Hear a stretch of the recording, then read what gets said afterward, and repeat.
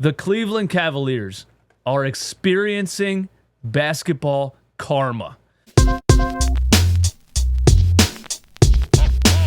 The Detroit Pistons win Game 6, 115-94. And I'm going to toot my own horn here. After Game 5, I said I still think the Pistons force a Game 7 and win in Game 7. And the reason I thought that was the last two losses, in my personal opinion, for the Detroit Pistons were more the Detroit Pistons losing, more the Detroit Pistons beating themselves than the Cleveland Cavaliers doing something amazing. And Donovan Mitchell had great games in those games. James Harden was playing well. But I just think the Detroit Pistons, in their last two losses in the series, choked. They gave up the 25-0 run in the third quarter in Game 4. Game 5, they were up by 9 with 3 minutes left and found a way to lose. Some Tobias Harris bricks, some bad fouls, all that stuff. I just thought the Detroit Pistons were choking more than the Cleveland Cavaliers were beating them. And if they just stop choking, they force a Game 7 and they win the damn series. And they didn't win the damn series yet. I'm not saying they're definitely going to win a Game 7. I'm just saying they stopped choking at least for Game 6. That's what you witnessed last night. And talking about that game, Game 6, I don't know how the Cleveland Cavaliers come out with that lack of energy. The Detroit Pistons just wanted it more. From the very beginning of the game, they just wanted it more. They had 5 offensive rebounds in the first quarter.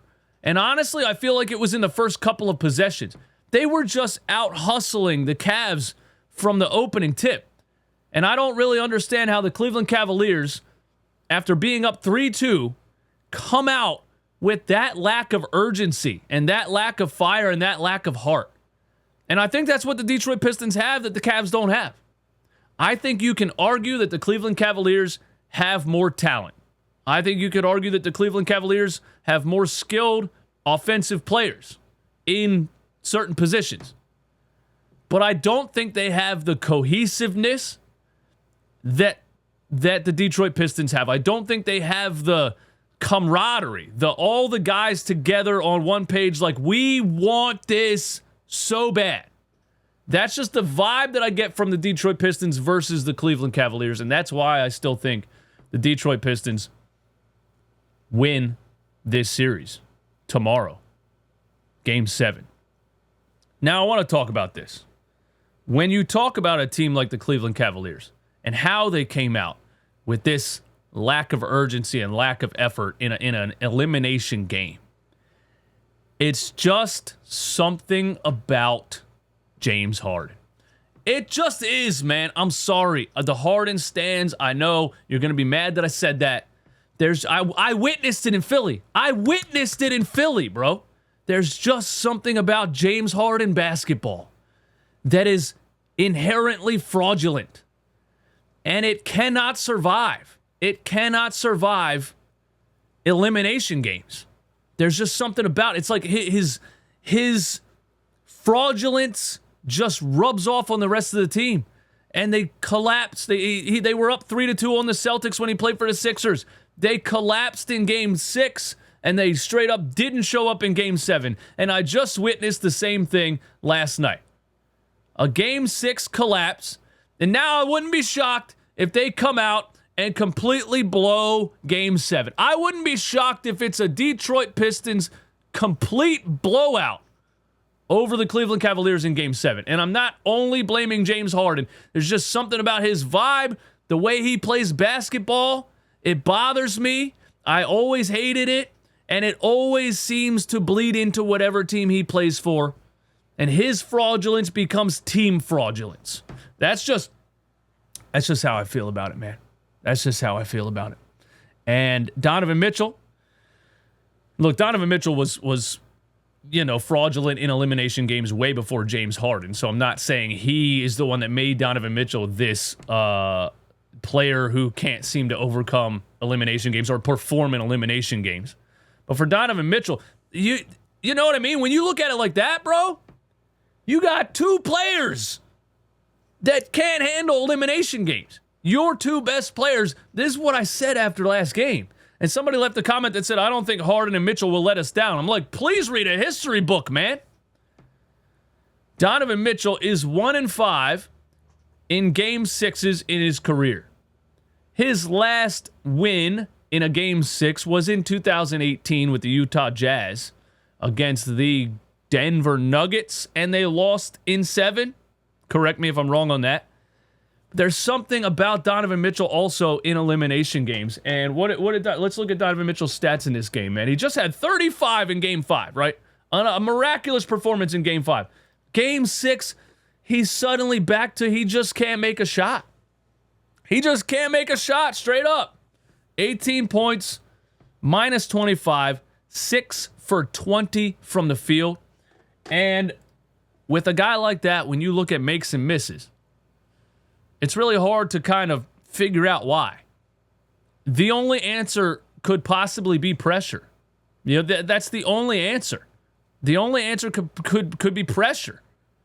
Is that why can he make shots in a Game 5 and suddenly a Game 6 he can't make shots? You know? I just feel like the pressure gets to him.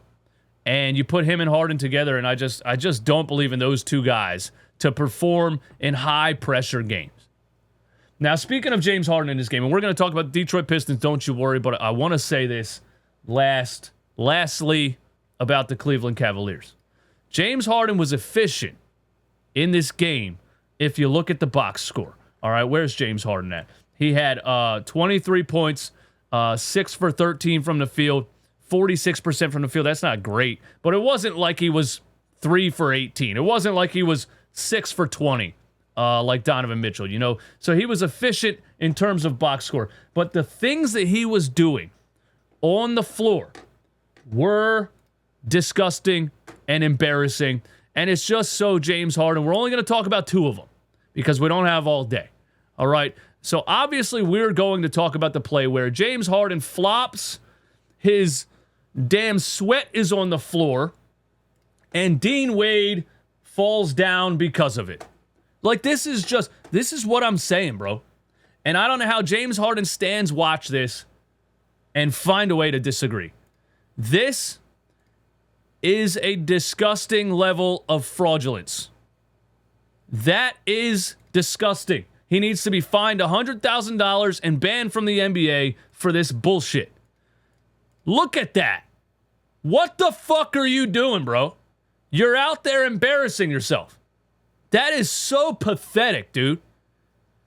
And what I'm saying is, James Harden has been doing this for way too long. He has been manipulating the rules of the game for way too long. It needs to stop. It's absolutely ridiculous. He's embarrassing himself on national TV.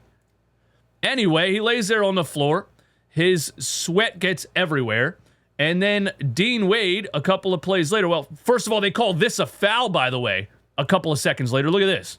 Oh, they didn't show it. He pushes Cade Cunningham and somehow gets a foul call. I just can't figure out the NBA, man. I really can't. Anyway, a couple of seconds later, Dean Wade slips on James Harden's sweat.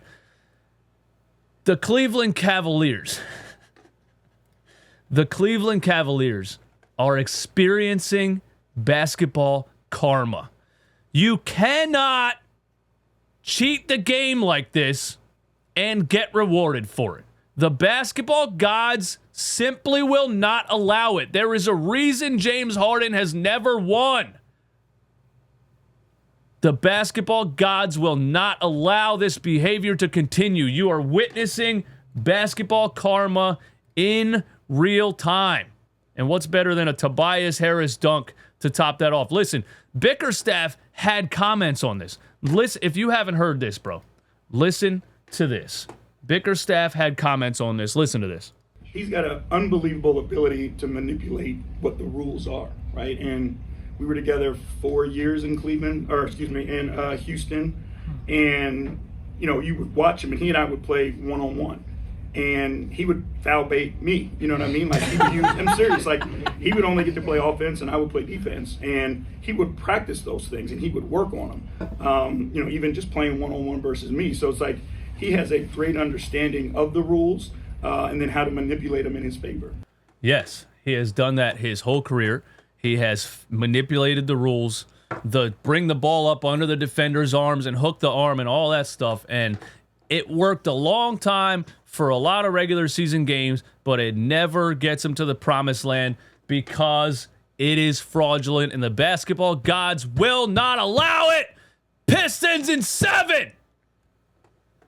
Anyway, let's talk about the Detroit Pistons for a second because I want to call this next segment Surviving Tobias Harris.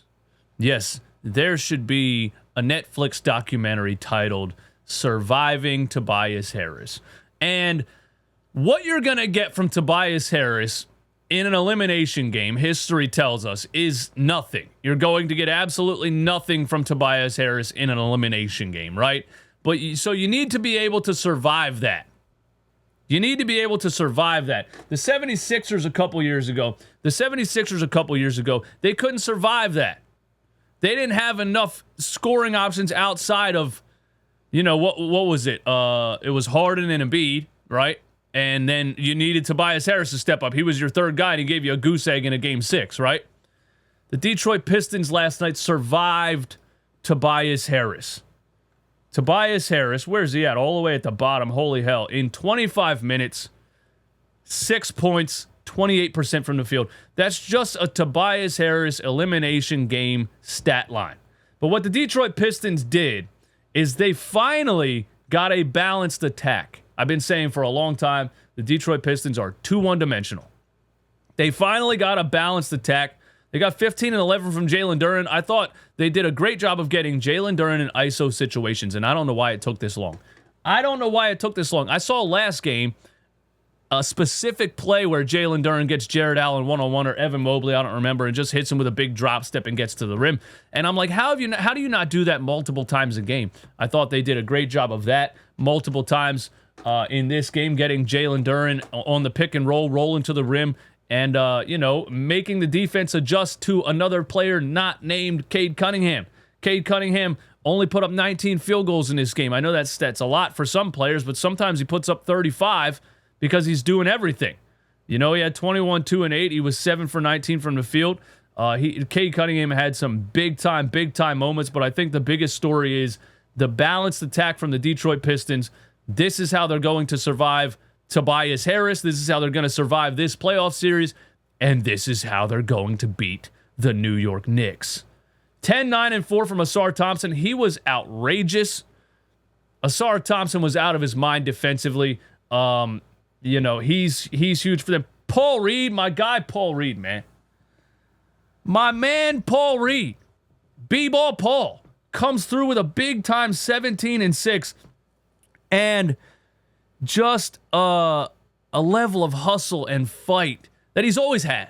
Paul Reed has always had that level of hustle and fight. And I honestly don't feel like he's added much to his game offensively that he didn't have before when he played for the 76ers with Doc Rivers, was the head coach. And Doc Rivers was playing DeAndre Jordan in a playoff series, and fans were asking him why he won't play Paul Reed. And then Paul Reed had one good game, and Doc Rivers said, we're not going to go on a Paul Reed victory tour. Doc Rivers was such an asshole. But anyway, Paul Reed, I'm so happy for him. He got away from that scumbag Doc Rivers, and he's over there in Detroit playing like this, man. It's so nice to see. Shout out to my guy B-Ball Paul. He just brings a level of hustle, never gives up. The play where he saves the ball inbounds, ridiculous save, gets it back, and one lay. The ball sits on the rim for like 10 minutes and drops in. Dude, I'm so happy for Paul Reed. Shout out to Dennis Jenkins also for giving the Pistons 15.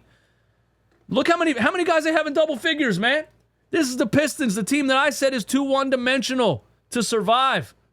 1, 2, 3, 4, 5, 6 players in double figures. And honestly, Marcus Sasser had 9 points. They almost had 7 players in double figures. And the last thing I want to say is that Duncan Robinson came back and dropped 14 points. And I said after Game 5, I don't think enough people were talking about the Pistons missing Duncan Robinson. He just brings something. He just spreads the floor. Another guy that can take the pressure off of Cade Cunningham. You have to get in situations where when they bring the double on Cade, you make them pay by hitting a 3, and Duncan Robinson is that guy. I don't know how you miss a game with a sore back and then come back. I think you just got to play. Should have been on the court last game, but it is what it is. But shout out to the Pistons. Balanced attack. They survived Tobias Harris. And the Cleveland Cavaliers are experiencing basketball karma. A player like James Harden, who embarrasses and disrespects the game of basketball, will never win. I need you to accept it. It's the truth.